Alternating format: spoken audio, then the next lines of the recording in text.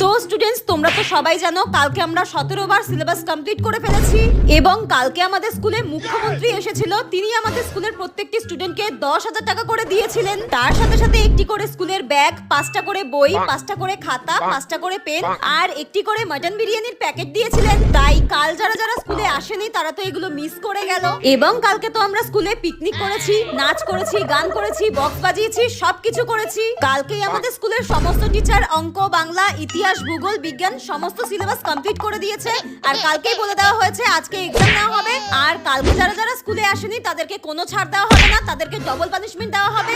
যাই হোক, আমাদের স্কুলের হেড স্যার দ্বিতীয়বার বিয়ে করার উপলক্ষে আমাদের সবাইকে মিষ্টির প্যাকেট দিয়েছিলেন। সেটা আমাদের ভুলে গেলে একদমই হবে না, কারণ এটা আমাদের সঙ্গে বছরে একবারই ঘটে। তাই হেড স্যারের তৃতীয়বার বিয়ের জন্য আমাদের অপেক্ষা করতে হবে এবং মনে মনে কামনা করতে হবে আসছে বছর আবার হবে। ধর, আমি এই পাগলখানা স্কুলে আর